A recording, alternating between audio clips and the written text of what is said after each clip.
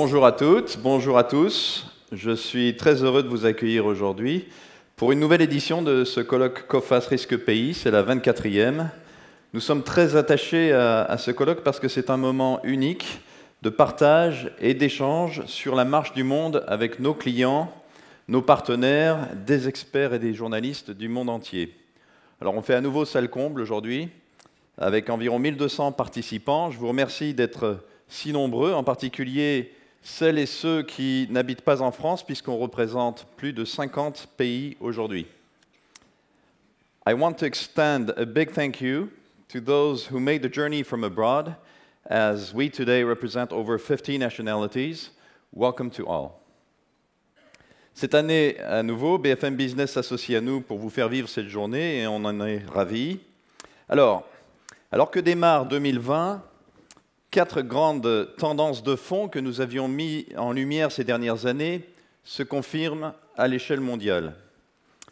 Premièrement, l'économie mondiale poursuit son ralentissement progressif depuis 2017, entraînant avec elle une lente montée des défaillances des entreprises. La dette mondiale est toujours plus élevée. Elle a augmenté de moitié depuis la crise de 2009, et cette hausse a été rendue indolore par des politiques monétaires des banques centrales toujours plus accommodantes.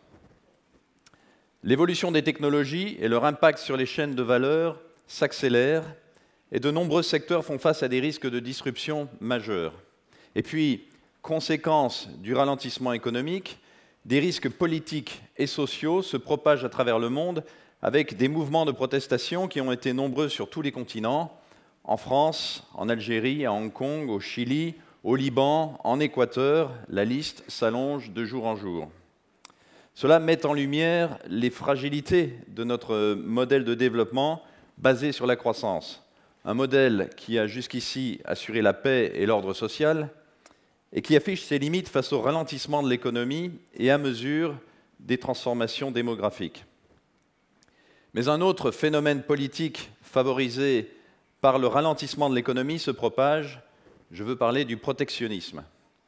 Guerre commerciale, droits de douane, sanctions, quotas, taxation, le champ lexical de la montée du protectionnisme s'est élargi l'année dernière. Et il traduit une réalité, le nombre total de mesures protectionnistes prises dans le monde en 2018 et en 2019 a augmenté de 40% par rapport aux 3 années précédentes. Cette montée ne résulte pas seulement de la Chine et des États-Unis, puisque en 2017, seulement un quart de l'ensemble des mesures protectionnistes, depuis 2017, ont été décidées par ces deux pays. De fait, de nombreux autres pays cherchent à protéger leurs économies fragilisées par la concurrence internationale et jouent la prudence en matière d'ouverture commerciale. Avec une conséquence claire, en 2019, les échanges internationaux de biens ont baissé en volume, une première depuis 10 ans. Je pourrais maintenant ajouter également le risque sanitaire qui est de retour avec une nouvelle épidémie de coronavirus qui sévit en Chine. Nous vivons donc un contexte commercial et social résolument anxiogène, mais qui n'a pas suffi à pousser l'économie mondiale en récession, ni même d'ailleurs à faire chuter les marchés actions qui ont connu une année faste. Alors, comme beaucoup d'entreprises qui sont présentes, le groupe COFAS s'attache à naviguer au mieux cet environnement volatile. Vous le savez, chez COFAS, notre raison d'être, c'est de faciliter les échanges commerciaux. Nous sommes for trade, résolument engagés pour développer le commerce mondial. Nous croyons fortement que plus d'échanges favorisent à la fois la création de richesses, mais aussi la stabilité civile et militaire. Nous faisons donc notre mission d'aider les entreprises, quelle que soit leur taille, leur secteur d'activité ou leur localisation, à mieux comprendre, prévoir et gérer les risques et les opportunités liés au commerce. La montée de ces risques politiques et commerciaux, et j'ajouterai maintenant sanitaires, qui sont difficiles à prévoir, renforce l'importance pour nos clients de la notion d'agilité. Pour être le partenaire le plus agile de l'industrie, nous avons largement investi au cours de ces dernières années pour renforcer notre infrastructure unique.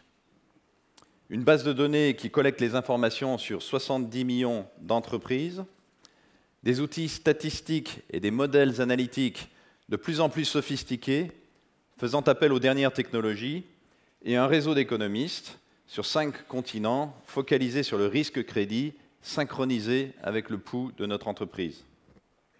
Alors 2019 a été très riche en événements pour l'économie mondiale, mais c'était également une année importante pour Coface, puisque c'était la dernière année de notre plan stratégique lancé en 2016, un plan de transformation en profondeur que nous avons mené avec succès. Coface va poursuivre ses efforts dans ce sens à l'avenir, notamment à travers le nouveau plan stratégique que nous allons présenter dans quelques semaines, avec pour objectif de renforcer encore la relation de longue date qui nous lie à nos 50 000 clients dans le monde. Alors, comme le disait Thierry, chaque année, nous faisons de notre mieux pour aligner l'agenda de ce colloque avec les tendances et les problématiques qui sont clés pour l'économie mondiale en 2020. Logiquement, donc, les risques majeurs que nous avons choisi de débattre ne sont pas directement économiques, mais avant tout géopolitiques et environnementaux. On va les décrypter ensemble à travers nos analyses les plus récentes et avec des personnalités et des experts de renom qui nous font le plaisir d'être parmi nous aujourd'hui. Le premier panel, comme on l'a dit, concernera les États-Unis pour débattre ensemble des enjeux multiples de l'élection présidentielle qui va avoir lieu et de son impact sur la politique des États-Unis. Notre deuxième panel nous amènera tout naturellement donc en Chine pour tenter de comprendre au plus près, au-delà de l'actualité sanitaire, le comportement du consommateur chinois qui est censé prendre le relais en matière de croissance de la deuxième économie mondiale. Et puis notre troisième table ronde, on l'a dit, se focalisera sur un phénomène dont je pense qu'il prendra de plus en plus d'importance dans les années à venir, c'est-à-dire la montée des risques environnementaux et leur interaction avec les risques géopolitiques et les risques économiques.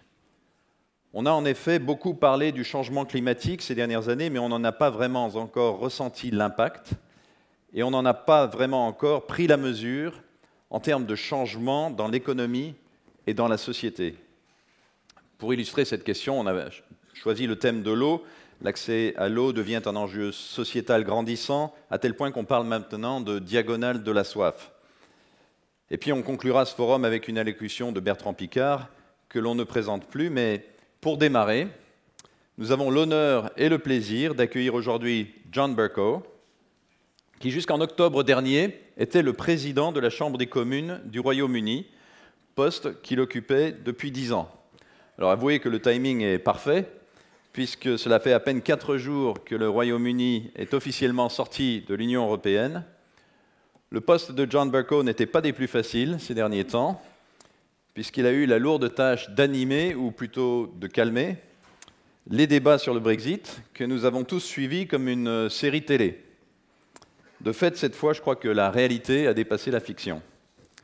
Alors, si la première saison, décision de sortir de l'Union européenne, et la saison 2, négociation et approbation d'un accord de retrait, sont terminées, rassurez-vous, la troisième qui démarre devrait être tout aussi palpitante, puisque s'ouvre désormais le début des négociations commerciales sur les futures relations avec l'Union européenne. Mais je m'arrête là, il est temps de lui laisser la parole pour qu'il nous livre sa vision du Royaume-Uni dans le monde et dans le futur. À tous et à toutes, un grand merci pour votre attention et il ne me reste plus qu'à vous souhaiter un excellent colloque Coface Risque Pays 2020.